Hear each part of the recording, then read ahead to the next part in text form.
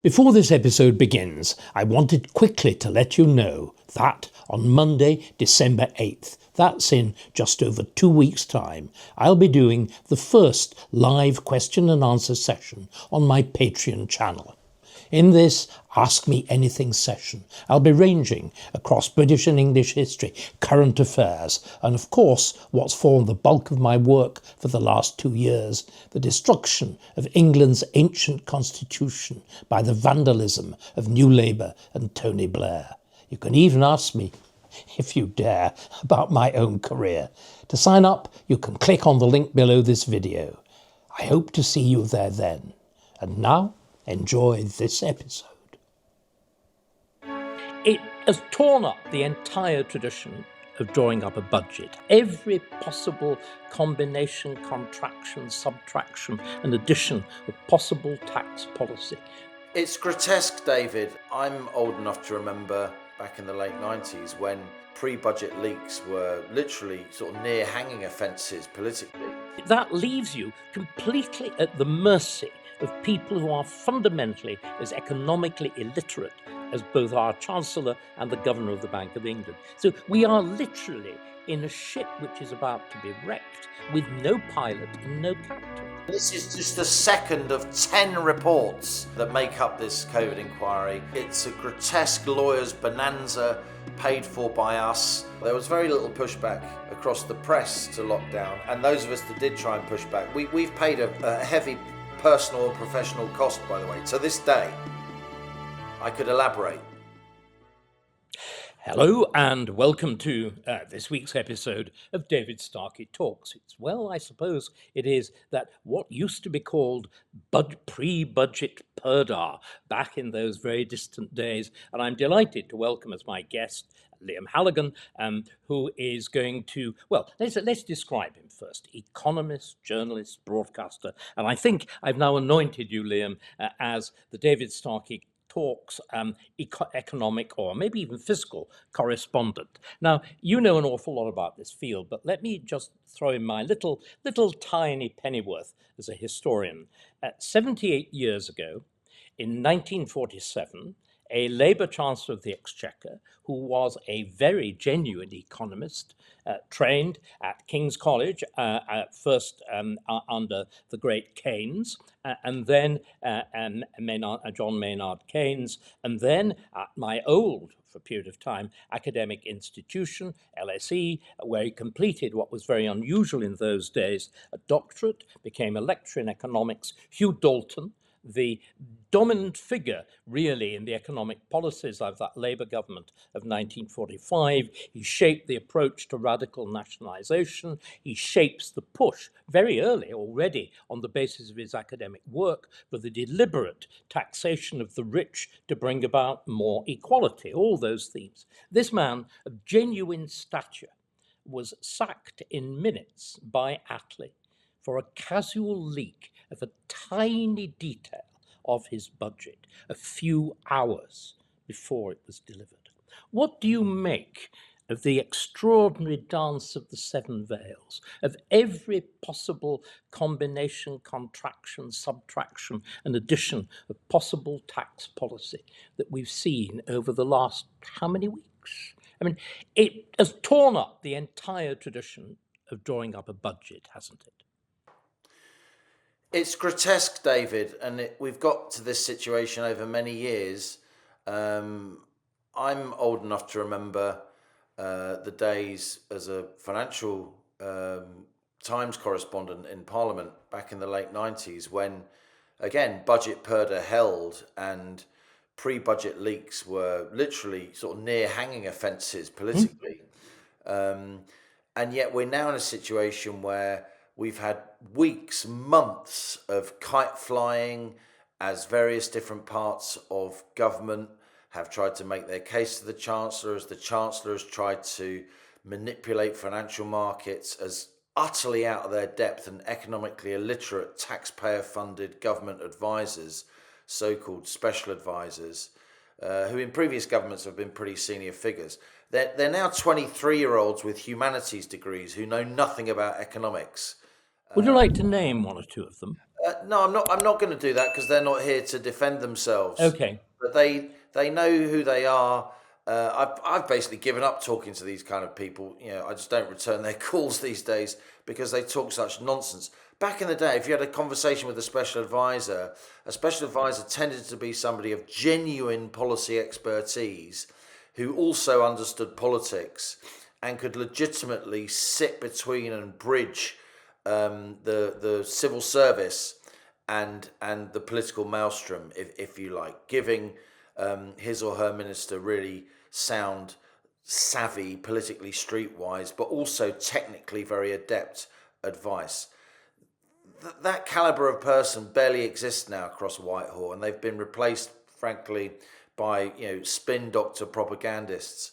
And we've had a ridiculous situation now where one weekend you'll see on the front of a Sunday newspaper government to do raid on private pensions. So literally thousands, tens of thousands of people, do something completely financially irrational, like moving money out of their private pension in order to try and dodge a huge oncoming tax train. Great for lots of accountants and financial services professionals and all the rest of it. And then the very next weekend, the same newspaper reports, oh, actually, all that was wrong. She's now not going to do that. I mean, this is why there was Purdah, isn't it? I mean, can we just be clear, in case people don't understand the term, the idea of Purdah was from our Indian Empire, the idea of keeping women in seclusion. And it was precisely to guard against what you're talking about. Either you attempt to cheat a forthcoming tax change, or it triggers something else, which we've also seen. It's also triggered major instability in the markets. It's produced very serious consequences in terms of a general slowdown of the economy, that with the upper price property market in London, I think, is virtually frozen to a halt. The range of rumours has not simply stopped property sales, but is the one thing that Labour said they would do, which is actually increase house building. House building is virtually frozen to a stop for the simple reason. And it's all very well to say we want to build lots of houses, but if people can't buy them, and you are going to bring about these huge increases of property tax. So again, as you know, I have a very low opinion of Rachel Reeves, and I think a justified one, a justifiably low one. But what do they think they're trying to do? I mean, we assume they are not completely irrational. They know that they have actually brought about exactly the things they don't want to do, which is to say economic slowdown, to call into whole question the business of interest rate decreases on which their entire viability of policy depends. What does she think she's been doing? What her and advisors are doing, they're flying kites to see how the policies test in the court of a public opinion. And also then you get competing ministries putting out scare stories about the implications of unfavourable to them budget settlements. And you're completely right. I mentioned what all this kite flying it does to people's personal finances. They try to manage their own money, having done the right thing. They're trying to avoid being absolutely and unfairly whacked, often with retrospective taxation. But the really big thing is that business leaders, they don't invest, they don't take people on, they don't build that extra factory, they don't expand their capacity to export. You mentioned John Maynard Keynes in your elegant opening remarks. John Maynard Keynes, of course, made famous a phrase that had been around for a long time and had been appearing in literature for a long time. Everything from P.G. Wodehouse to Jane Austen and Benjamin Disraeli, the phrase animal spirits. And Keynes said, animal spirits. Keynes was a mathematician, of course, before he was an economist, a very distinguished mathematician. But he was saying, and I'd say the same thing about the current situation, there are certain things you can't quantify, you can't put in a spreadsheet.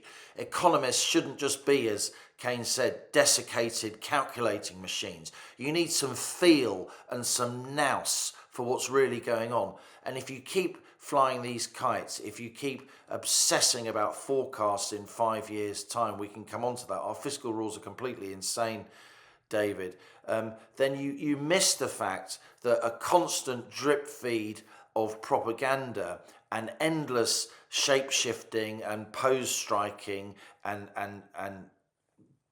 erratic changes in decisions making kill off those animal spirits, kill off a sense that an entrepreneur needs to say, you know what, I'm going to take a risk. I've just got a good feeling about this. And that sounds reckless, but that is the very risk taking which is the essence of human progress. It's the risk taking that sparked the Industrial Revolution. It's the risk taking that sparks invention, innovation, and prosperity. And Rachel Reeves has killed it off.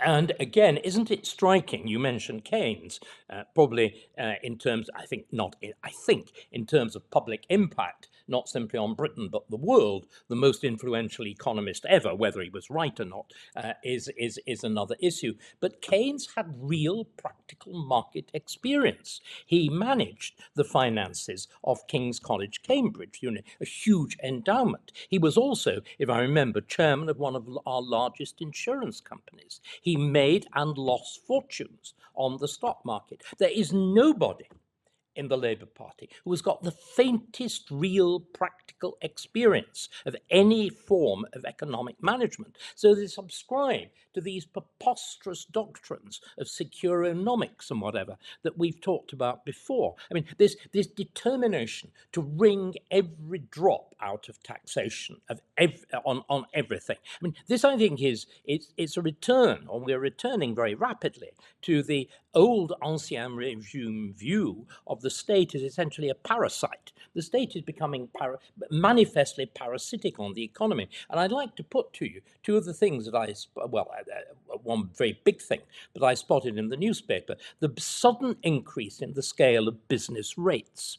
Have you noticed what it's doing? It has immediately led to the company that operates Eurostar, the trains through the Channel Tunnel, where there was very detailed discussion of services going to different destinations, possibly Virgin Rail doing it, introducing a rival service, which of course diminished costs and increased choice. Suddenly, because their depot is going to have its business rates trebled overnight. No, we're not doing it.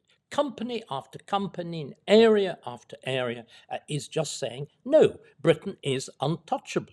And this just, again, it is the sheer unreality of these people. And as far as I can see, they essentially believe in a world in which you don't actually manage the economy, you try and conjure the economy. You use words like growth. And imagine talking about growth will actually bring it about. Whereas you're doing, I mean, can you see anything that Labour is likely to do in this budget that will actually have the faintest chance of improving economic growth? Now, Rachel Reeves used the word growth 31 times in her last budget in October 2024, and since then growth has tanked, not least because it was the steepest tax raising budget in over 30 years. Since that October 2024 budget, hiring has fallen every single month because she announced and then implemented that national insurance increase. Then on top of that, as we go into this second budget, which she said wasn't going to be all about raising taxes, that was a once-in-a-lifetime budget, she said, about last year. But of course, merely to fill that unknown black hole, do you the, remember? the Which was black hole apparently fully filled. that they made up to justify tax rises that weren't in the manifesto. And then on top of these incoming tax rises, of course, we've got the Angela Rayner's employment rights bill, which should be called the unemployment rights bill, because it is seriously curtailing hiring even before it's come in. It is straight back to the 70s, unfair dismissal claim rights from day one, all kinds of entitlements, rather than a probation period, which any reasonable employer should be granted in order to take a risk on somebody. This is massively going to curtail hiring, particularly for younger people. I can't see much in this budget which is going to generate growth. And if you don't get growth, of course, then you get your fiscal position getting worse. When you're faced with a fiscal gap, you've got a choice. Either you try and control spending or you raise taxation, hopefully a combination of the two. The spending controls are bankable because you control those spending reductions. The increases in tax revenue are less bankable because they may or may not transpire depending on how people behave when faced with rising tax rates. We've got our tax burden already at a 70-year high. It's set to go up even more. An awful lot of smart people think we're, what we say, beyond the Laffer curve. What that means is that higher tax rates overall will lead to less tax revenue. I think we can already see that in the numbers, and yet all the Labour Party can do, a Labour Party that's completely controlled by its pretty hard left backbenchers, a much harder left Labour Party in Parliament than we had during the days of Tony Blair back in the 90s. They will not countenance any kind of spending controls at all. So they will only clear tax rises. But the problem is, David, when you keep raising taxes on business, when you keep raising what you call business rates, you referred to, that's a tax on the rateable value of your premises as a business, whether you own the premises or not. That, of course, is terrible for retailers, high street retailers, terrible for restaurants, other service companies, the online retail giants. They don't have to pay business rates, of course, because they don't have those bricks and mortar premises. So this is helping to hollow out high streets across the UK's towns and even some big cities now. And there's no sense at the top of the Labour Party that anyone not only understands business, understands small and medium-sized enterprises, which employ 2/3 of our people. No one at the top of the Labour Party really understands financial markets. This is what's worrying, bond traders, because they can see the government's making decisions that are economically completely irrational. I mean, again, look at the news today that the OBR has discovered yet more higher borrowing, and that we're borrowing, if I remember correctly, of the order It's about 18 billion in the month of in October. the month. But equally, we're borrowing to pay interest. We're borrowing to pay interest. I mean, that's what's so terrible, isn't it? 111 billion a year in interest payments, and we're borrowing slightly more to pay for that. I mean, this is Macabre economics. When an individual has to borrow more money on his credit card to pay for the borrowings on that credit card, you know you're heading to ruin. But isn't also the problem, Liam, that particularly on the left of the Labour Party, there is a sort of vision of economics. It's a so-called new monetary economics. The belief that a state which controls its own currency can get through all of these problems simply by issuing more money. But yes, mad, but that is what we did in the name of quantitative easing, isn't it? That we from 2008 to 2022, we were in this magic world, apparently, of zero interest rates. So what the Labour Party has believed in, we sort of practiced, didn't we? So in the name of even-handedness, the Tories borrowed like crazy too. Exactly. And during the so-called austerity years from 2010 to 2022, the national debt almost tripled. So there wasn't really that much austerity going on. On the contrary, we racked up ever more liabilities that we're now paying a huge debt interest bill to cover, as you say. So Labour inherited a bad situation, but they've made that situation much, much worse. And often now, our monthly borrowing totals between 10, 15, 20 billion pounds a month over the last 6 to 8 months. How much is that? Well, if you raise income tax by 1p, you get about 8 billion. So when over the whole year. So if you're borrowing 20 billion in a single month, to pay, that's over 2p on the basic rate of income tax for a whole year, which would be politically seismic. And we're now at the point where quite a few months, about half or even more of the money we're borrowing is going on debt interest. That is what a Ponzi scheme is. And then you mentioned quantitative easing. And again, This was started at the end of Labour, 2008-9, under Brown, but it was put turbo rocket boosters by the Tories. We did more quantitative easing. We expanded the central bank's balance sheet, if you like, by more during COVID than we had during the previous decade. It was absolutely nuts. And when you get into the situation where the state simply can't borrow and spend anymore, what happens then? And it happened in the Roman Empire, it happened in Weimar Germany, it's happened across Latin America and Africa, various tin pot dictatorships, and in recent years it's been happening across the Western world. You convince yourselves and you wheel out thick economists, you can always find an economist to justify whatever you want to do. They are the dismal scientists.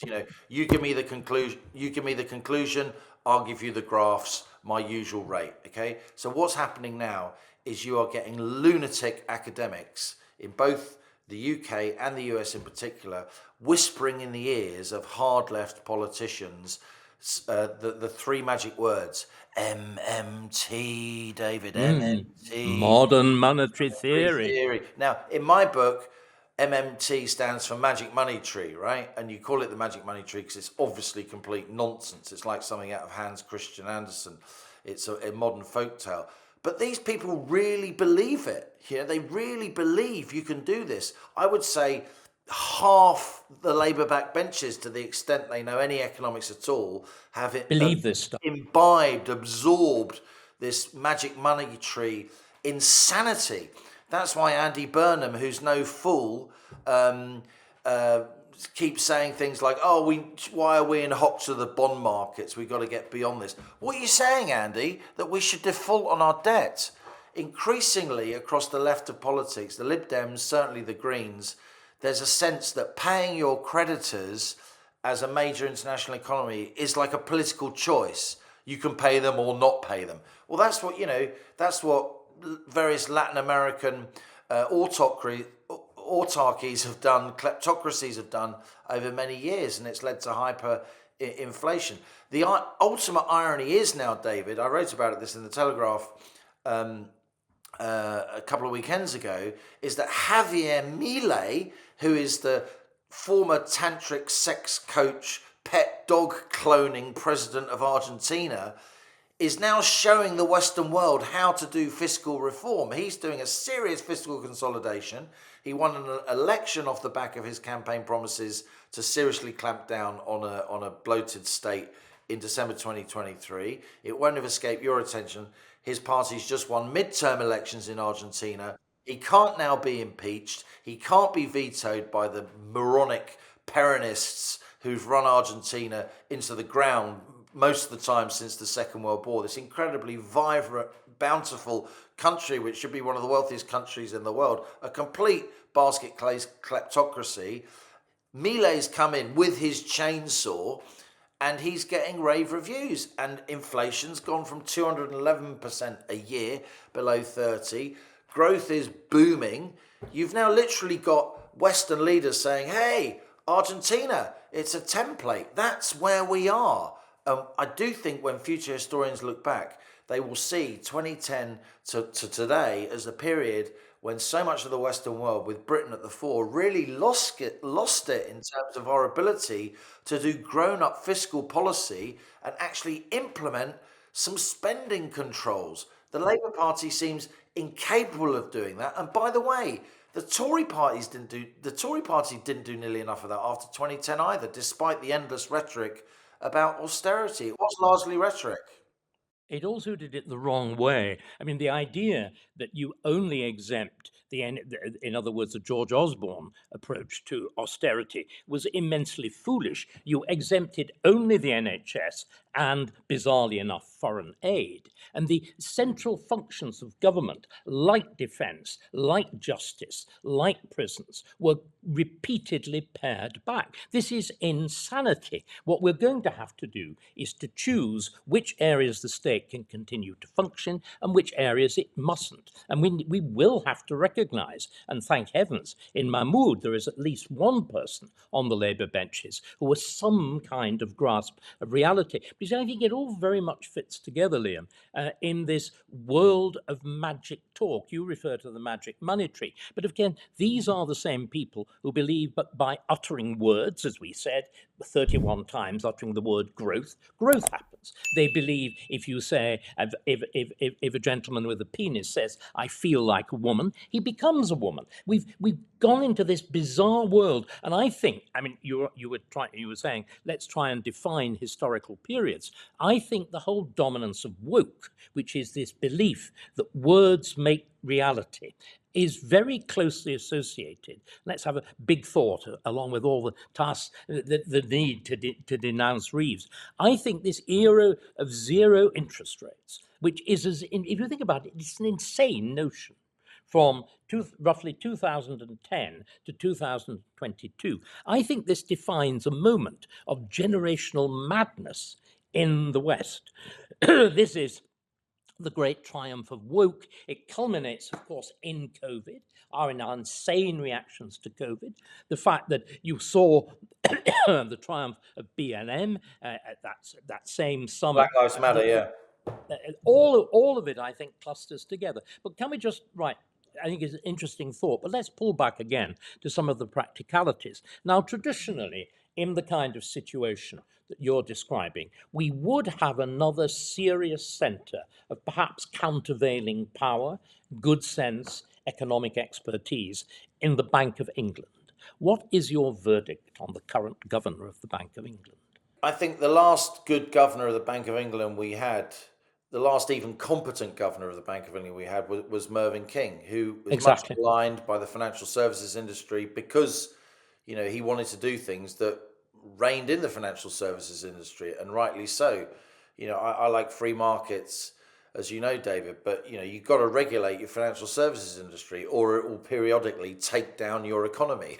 He was the one who warned against quantitative easing, wasn't he he? totally The warned famous against moral quantitative hazard, and he and was he completely right. totally spotted what was going to happen in 2008, as early as 2004 and 2005, and yet he gets constantly maligned. It's really unfair. I think he's an excellent central bank governor, and he's written some very, very shrewd things since he left the central bank in 2013. Then we had Andrew Bailey, of course, who followed Mark Carney. Andrew Bailey is completely out of his depth. He's not a professional economist. He's actually an economic historian. He is the ultimate sort of time-serving public sector figure who has failed upwards. And I think during COVID and the aftermath of COVID, he showed, I'm sorry, it's a difficult job, but he showed a sustained lack of judgment by continuing to argue and chiding those of us who opposed him, by continuing to argue that post-COVID inflation would be low, and if inflation did come up, it would be transitory, that ridiculous word transitory. Well, we got to 11.1%, and Britain since then has had a really bad inflation problem, not just because of quantitative easing, that's part of it, but also because of high administrative prices, minimum wage hikes, mad energy prices, all the rest of it. So we have had an inflation problem. And we've got a weak governor of the Bank of England who hasn't got the kind of intellectual grit and credibility to genuinely lead international opinion about where British monetary policy should be, the British economic outlook more generally. And he is surrounded by pygmies, because the Monetary Policy Committee, the 9-strong team of economists at the Bank of England, of which the governor is part, when it came in 1997, and I do agree that Bank of England independence was a good thing, we had people on the MPC of genuine intellectual rank and credibility, people who were already internationally renowned economists, known for their independence of thought, and getting on the MPC was just like something else they did in their life. You've now got people on the MPC who are sort of lining themselves up for the MPC, years and decades before, by saying very anodyne things about the economy that it knows the Treasury wants to hear. The Treasury has completely taken over control of the appointments of the Monetary Policy Committee. You now have far too much intellectual lack of curiosity on the Monetary Policy Committee. We've had lots and lots of diversity, in terms of, people of different ethnicities and different genders on the Monetary Policy Committee. That's a good thing. Why not? Of course we should have that. But that incoming that incoming diversity in terms of visual diversity has been it's been coincided with a period where the cognitive diversity of the MPC has been completely removed. It's become a kind of echo chamber. I think sometimes the votes are split, but the discussions they lack like primary colour disagreements. They lack the kind of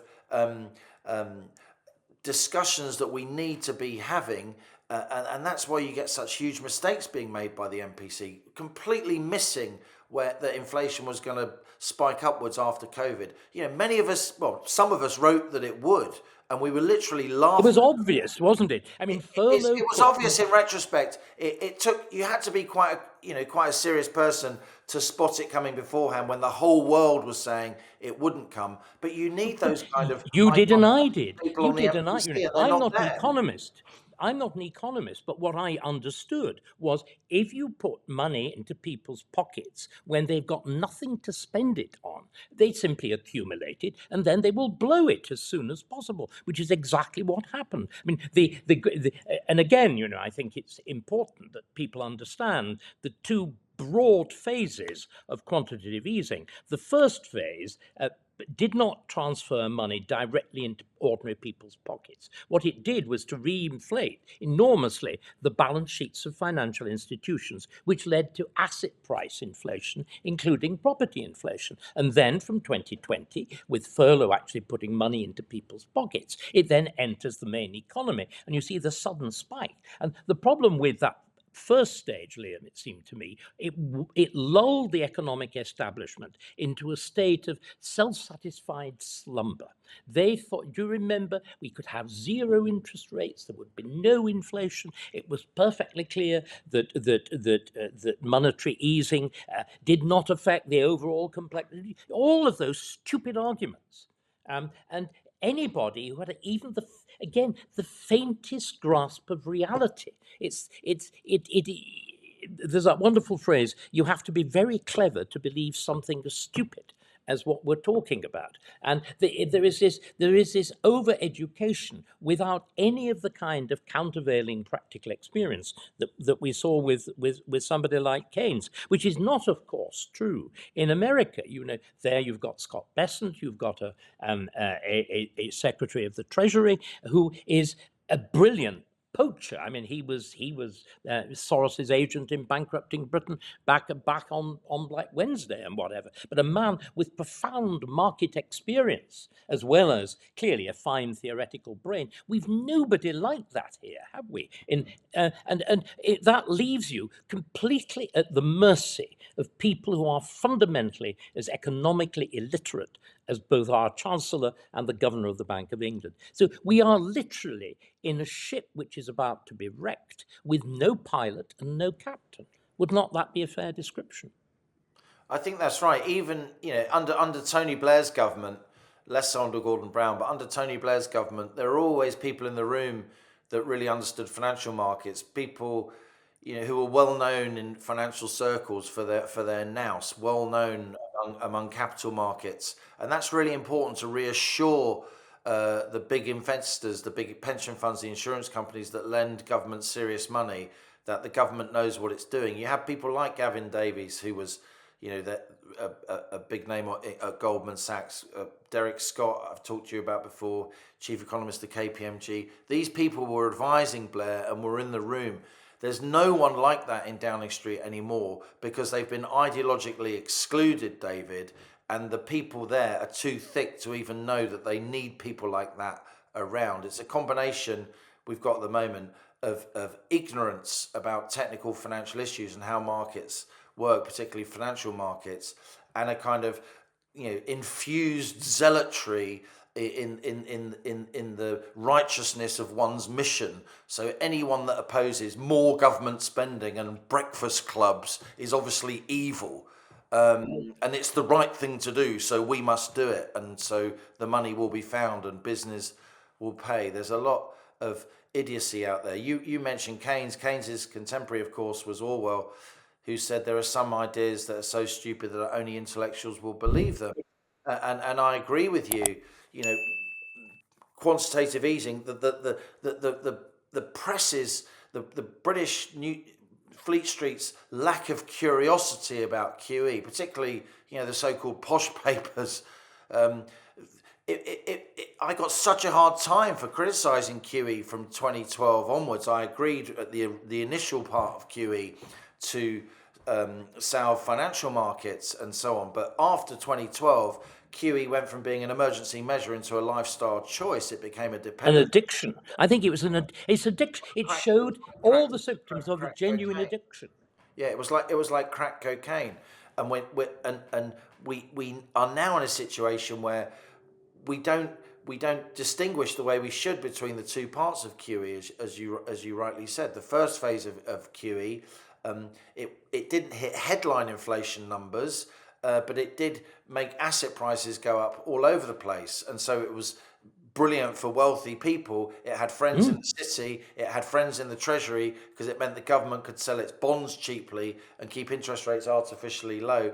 But then the second phase of QE during lockdown, it wasn't just furlough, it was also those C-bill loans straight into firms and households' bank accounts. And then when the time came, they spent with abandon.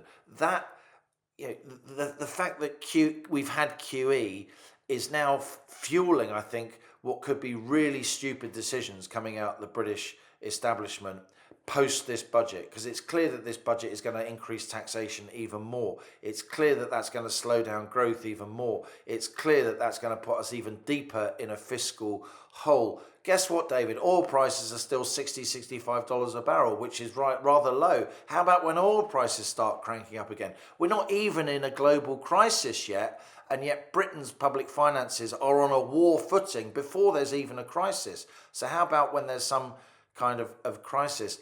I genuinely believe we're in danger of the government of the UK coming up with complete Looney Tunes economic policy. Things like, let's just do loads more quantitative easing. I hear people on the left talk about it all the time. I hear publicly funded university academics talk about it all the time. I appear on panels with them and I get booed for opposing them, particularly at universities, by trying to point out financial and historic reality. And where is the press? Where are the financial commentators saying that this stuff is nuts? And not nearly enough of them are. And those of us that do, with hundreds, thousands of years of policy experience on our side and policy outcomes, if you print loads of money, your empire will collapse, from Roman times onwards.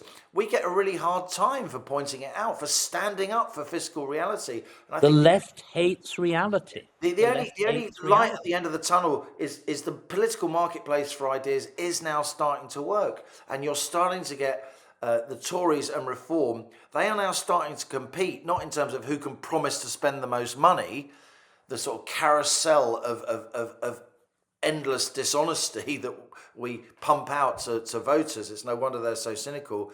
Tories and Reform, they're now starting to compete in terms of who is the most fiscally responsible, because finally they are not listening to their 22-year-old moronic advisors, and finally they're starting to realise that out there's a silent majority of people who totally agree with you and me, not just wealthy people that own businesses, but ordinary folk that understand we can't keep living beyond our means. And we have been.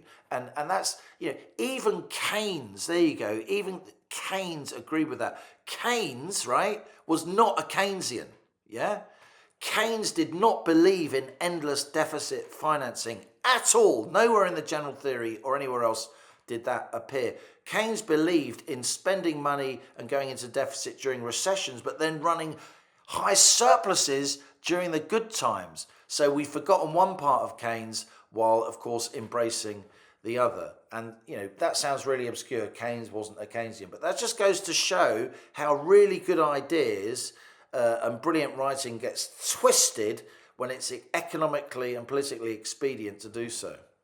Yes, I think again, it's what happens, Liam, when any group of ideas. I mean, another very interesting example of that is climate change.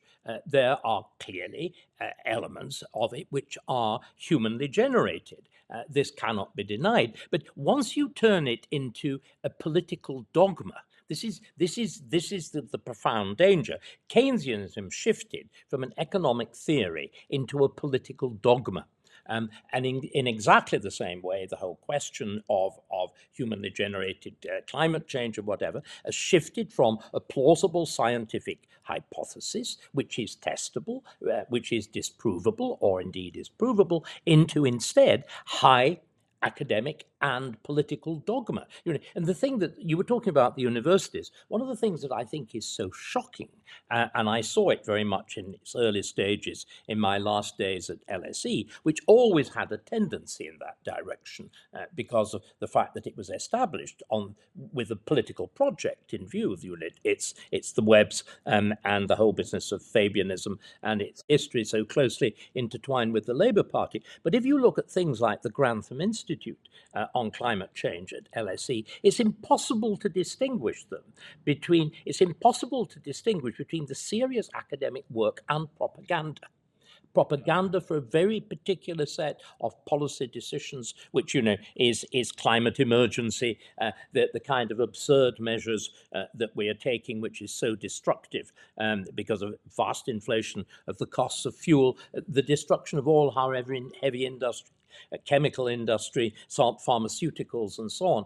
But academic life is now penetrated with this stuff. Similarly, things that sound, like the Constitution unit at UCL. I'll name a few names. I'm not naming individuals, but I'm naming units, and they sound, like some deeply respectable academic unit. They are in fact pushing the Blairite view of the Constitution. And similarly with the Bennett Institute at Cambridge. So they've shifted from academic analysis to politically loaded policy prescriptions. And this way in which so much of academic life has been sucked into this, I think is profoundly dangerous. Can we just conclude by looking at and we've been talking about the magnificent failure of the British state in terms of economic and fiscal management. We had, of course, the Hallett report and the catastrophic mismanagement of COVID. What did you make of the general tenor of it? I mean, whatever number of 100 and odd million, isn't it, that it cost? £192 million and counting, David. And this is just the second of 10 reports into the COVID that make up this COVID inquiry. It's a grotesque lawyer's bonanza paid for by us. And the British are masterful at doing this, coming up with setting the wrong question in order to avoid tackling what really matters. The central idea of this inquiry should be to answer the question, were we right to lockdown? Did lockdown save more lives than it sacrificed?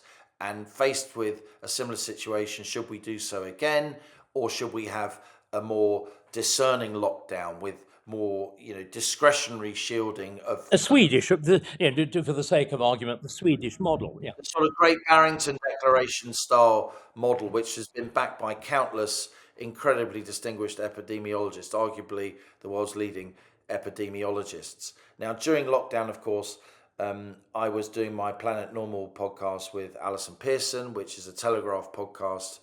And while we weren't anti-vax, we were very skeptical about lockdown pretty much, within weeks of lockdown happening. At the beginning, no one knew what was going to happen. No one knew what this thing was. I backed it for the first few weeks, but it quickly became clear that this was an exercise in trade union intransigence. It was the teaching unions which decided British schools were locking down. And then, of course, the state, the not just elected politicians, but particularly unelected officials and power-drunk scientists engaged in a massive power grab.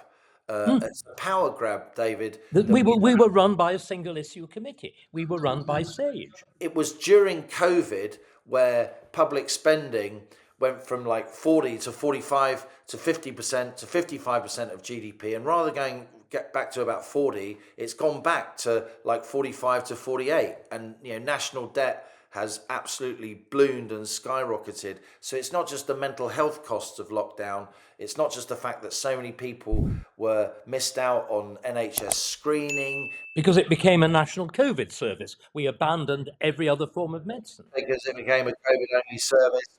It's not only the fact that, destroying loads of businesses as we did, that leads to people dying. Brilliant academic work by Angus Deaton, the Nobel laureates, talk about deaths of despair coming from economic dislocation.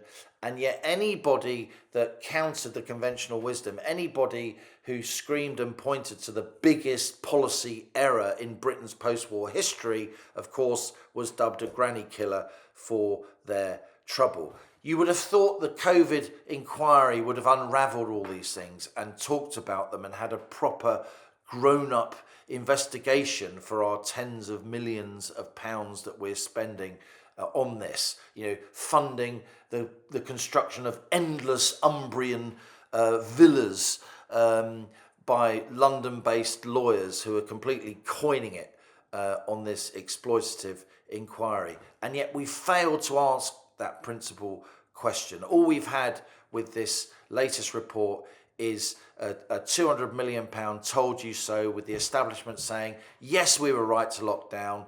We're not even going to countenance that we weren't right. Boris Johnson is always wrong at all times. And if you'd have listened to us even more and locked down a week earlier, we'd have saved 23,000 lives. What utter nonsense. How can they possibly know that? There's absolutely no acknowledgement in this inquiry of the legion, the sea of scientific evidence that we've had since lockdown. Many very, very eminent scientists around the world saying this thing did kill more people than it saved. It was the wrong thing to do. Now, I understand how difficult it was at the time. I was pretty heavily involved in discussions about COVID policy, myself, not just as a journalist, but somebody who knew lots of the people involved very, very well. I was doing my best to warn against it.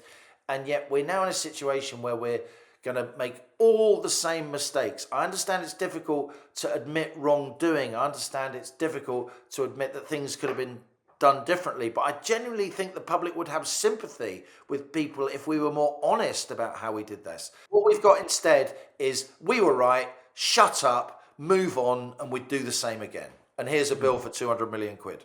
Yeah, but look at how it began, Liam. You knew it was going to get off on the wrong foot when it began with the parade of victims. Do you remember? The essential first thought of that inquiry was nobody should have died of COVID. And that, in other words, it began with the presumption, which is, of course, the shared presumption with SAGE. You have to do everything to stop anybody dying of COVID. But that as a single driver of policy is an insanity. It is again, I think one of the things that's gone so appallingly wrong with the British state, and COVID represents the pinnacle of it. We now have a whole series of what are really single issue bodies, like English Nature, like the Climate Change Committee, which are given a single remit.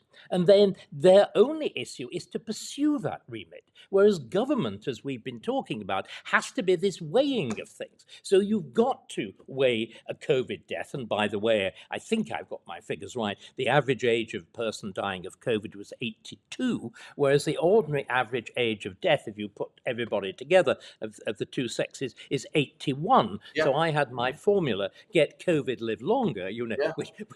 But again, nobody bothered in that inquiry to ask these basic facts. How do you weigh these things against each other? I think there's also a fundamental innumeracy.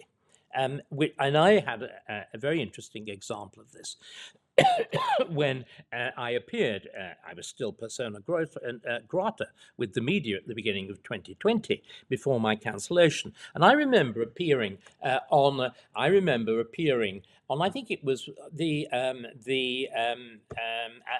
not Andrew Marr, the Andrew Neil show on the BBC with Anne Soubry, God help me, and some tiresome backbench Tory MP. Anne Soubry had actually been a Minister of Health. Do you know she didn't know 10,000 people die every week? She didn't know 500,000 people die every year. And when I cited those figures, and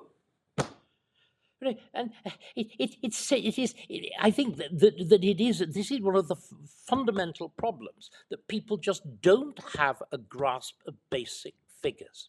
And so when you talk about 20 odd thousand deaths, people think this is gigantic. Actually, it's a couple of weeks' deaths. That's right. That's right. And I think the broadcast media in particular has got a lot to answer for, and a lot of the press as well. There was very little pushback across the press to lockdown, and those of us. On the contrary, there was more. That's right. That's right. And those of us that did try and push back, we've paid a heavy personal and professional cost, by the way. To this day, I could elaborate, but I won't. But there were huge costs to those of us who dared to speak out. And then, of course, once it became clear that lockdown was insane, and once it became clear that other countries that didn't lock down the way we did actually had better outcomes, you had endless people coming out of the woodwork claiming that they were skeptical during lockdown when they were among the cheerleaders. Some really big name commentators, absolutely outrageous, so you get abused. There's no premium in being brave and being right in our media, David, and you'll know this. You've had a lifetime of this, but if you are brave and you make a call and you're right, you don't get any credit for it, because no one's going to ring you up or say publicly a year later, you know what, Liam Halligan, I slagged you off on Twitter for saying that, but it's turned out that you were right. Because people don't remember what you say, they just remember how you make them feel. And if you say things that are difficult but true and need to be said, and they make people uncomfortable, they just file you under "that bloke makes me feel uncomfortable." And then when you're proved right, they then file you again under "that bloke makes me feel stupid," right? That bloke's cleverer than me. That bloke did more work. That bloke was more courageous than I was. And so where is the premium on daring to say things that need to be said? There isn't any. All there is, particularly among our broadcasters, is endless rewards for people who parrot the same approved opinions. Well, guess what? The same approved opinions are increasingly completely out to lunch according to the thoughts and feelings and experience of increasing numbers of ordinary men and women who go to work every day and pay the wages of the pontificating classes, the political and media elite, among which we must include ourselves, David, even though that same political and media elite often tries to deny us our credentials and our access tickets. And this is absolutely typified by UK government fiscal policy. You cannot have a discussion about fiscal policy on our broadcast media, our mainstream broadcast media, without being hissed at before a live audience if you advocate some kind of necessary fiscal consolidation, which financial markets will have been screaming for years and years. You cannot have that conversation. You get ostracized, you get attacked, you get bullied, you get cancelled, and worse, you lose your livelihood. And this is where we are. We need to learn to have difficult conversations without pointing at each other and calling each other evil in case we disagree. COVID is the primary example of that, but the ongoing example of that is British fiscal policy. And British fiscal policy, in the end, is going to totally remake politics in this country, because the lesson of Milei, right? The lesson of Milei, why have Argentinians voted twice now for pain? They voted twice now for pain because they know the alternative, fiscal la-la land, is even more painful in the long run. So they voted twice now for pain. But they've only done that because they're used to those crises. It may be, David, that we only grasp fiscal reality in this country post a crisis. That may be the most cogent reason for being optimistic, that we're probably going to have a crisis and it's probably going to hopefully remake the political weather, move the needle, and reality will assault the unthinking. And that's a Keynes quote too. And again, it is exactly what happened in the 1970s and was the overture to Thatcher. You had 76 with the IMF coming in, and then you had the winter of discontent and the collapse of virtually all public services in 1979. But just like to go back to COVID, because there's one point that I thought was, again, characteristically stupid on the part of the learned Baroness. Do you remember she denounced Cummings for not being appropriately respectful to women? What seems to have been omitted from the report is the role of women in the worst excesses in Downing Street. One of the women that Cummings was rude to was Helen McNamara, who by this point was second permanent secretary in Downing Street. She had, interestingly, before that, been head of propriety and ethics, where she, in other words, this is the woman responsible for setting the rules of public life. She left during COVID, and do you know what? It was Helen McNamara's leaving party where the karaoke machine borrowed from, believe it or not, Sue Gray, of course, who has got a background in the seediest aspects of Northern Irish pub life, was put to use in the office of the Cabinet Secretary as suitcases of alcohol were wheeled in. That was Helen McNamara, who's the person supported by Hallett. None of this mentioned in the report. The other most monstrous party, which was the one held just before Christmas in 2020, that was another leaving party. Do you remember whose leaving party it was? It was Kate Joseph, who was the retiring head of the COVID task force. This was the one where, again, suitcases of alcohol were wheeled into the office of the Cabinet Secretary, in the Cabinet Office bit, not Downing Street itself, but the old Privy Council building on Whitehall. And the chaps got so lubricated during that party that a couple of them took their shirts off and squared up. All of this is public knowledge. In other words, Paul Boris, with his 2 bites of cake, the real outrageous parties were the civil servants. They were not the political officers in Whitehall. The 2 key people were women. One had been the head of propriety and ethics. The other was the head of the COVID task force. And they conducted these disgraceful acts of parties. It wasn't the politicians. And again, that none of this has really entered into public discourse. And as you said, the learned Baroness, oh dear me, he didn't support, females in disrespectful to women, deliberately eliding and glossing over. This is scandalous and it is disgraceful. There's a exquisite knowledge there, David, of the partying that went on. I think what all this is indicative of is there is a huge amount of character assassination going on now. I happen to not agree with Dominic Cummings and his approach to lockdown. I think he's a smart guy. He's obviously got his own style that annoys lots of people. On the other hand, sometimes we need to acknowledge that all human progress is because of unreasonable people. And of course, people like us, yeah, the awkward squad, when you are dealing with some of the most intractable problems that have ever come across the desk of democratic leaders in peacetime, it's going to get a bit rough and tough, right? You might have to just think less about your feelings and more about what the country needs to get done. So I actually feel for some of the people who are involved in decision making during lockdown, even though at the time and since I profoundly disagreed with them. But this points to something else, David. My final thought really on this is that our civil service is extremely powerful, massively over entitled, and on the verge, I would say, of being out of control. You have a third. Even when they're not drunk. Yeah, Even yeah. when they're You not have drunk. a third more civil servants now than we had before 2016.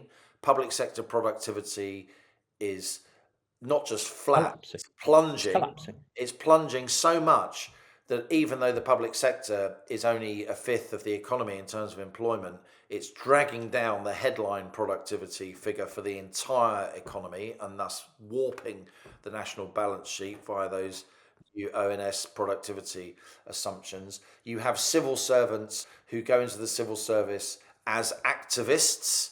If you want to change the world, do the hard yards and get elected, or do the hard yards and you try and survive as a national newspaper columnist for a quarter of a century, saying difficult things. Don't try and change the world, behind closed doors, dishonestly under the guise of being a neutral implementer of policy that's formulated by democratically elected people in the crucible of a public opinion, which of course includes journalists and commentators like ourselves, David.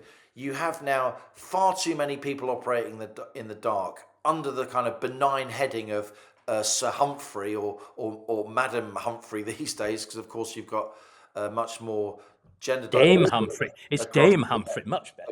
Yes. across the civil service, and Mm. yet so many civil servants now leak stuff to papers. Some of them try it with me, and you have really unscrupulous left-wing journalists now on fishing expeditions writing to civil servants saying, oh, I got this person sacked, I got that person sacked, if you talk to me we can get that person sacked too. And thus it becomes impossible for even cabinet ministers to implement policies that they've said they will implement, and they've been elected on the basis of implementing those policies. I'm thinking of people like Dominic Raab, Priti Patel being accused of bullying. They might not be your favourite people. You may find them objectionable, but they've won elections. They were at the head of democratically elected governments. They were trying to do things that the public wanted, particularly on immigration, and they were literally beheaded by civil servants leaking stuff to journalists who knew the conclusion of the story, the investigation they were doing before they started the investigation. And there seems to be a culture that it's all right to take out ministers if you're a civil servant because it's the job of the civil service to uphold British values. No, it's the job of the civil service to do what the politicians have been elected to do. And the whole kind of Northcote Trevelyan model of our civil service has collapsed. We keep saying it's a Rolls-Royce service. It isn't. It's a clapped-out Trabant, and it's a clapped-out Trabant going in the wrong direction. And let's say we get a new centre-right government. Let's say we get a reform-led government or a reform Tory coalition or whatever it is. They're going to go into Whitehall. They're going to be saying to Sir Humphrey and Dame Humphrey, as you say, your public sector pensions are completely out of control, massive index-linked retirement pots, often that you receive for more years than you actually worked. The rest of the country can't afford them. They're literally bankrupting us. So that's the starter for 10. And then they're going to try and reverse a lot of the kind of woke policies that the civil service has been at the forefront of implementing. It's going to be really, really, really tough. There's going to be a reckoning. But guess what, David? There needs to be a reckoning.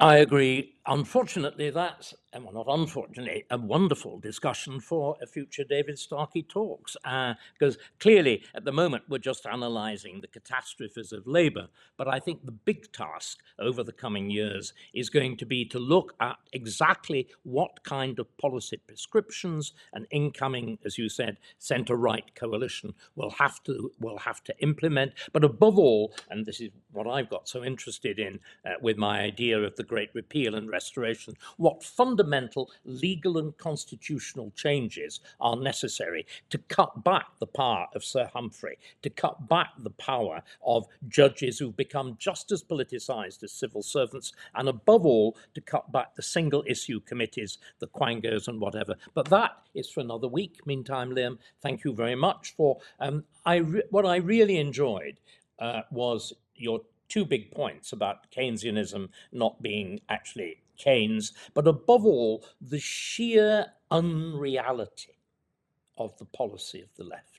And it's this unreality, which of course isn't it. It's why Millet is shown with the chainsaw, the most brutal instrument of reality, or that magnificent moment when Musk goes into Twitter, at that point in 2022, the nirvana of unreality with that thing, the kitchen sink. It's Dr. Johnson proving that the world exists by kicking a stone. We need reality, and reality, of course, as we both know, is profoundly conservative. Liam, thank you very much.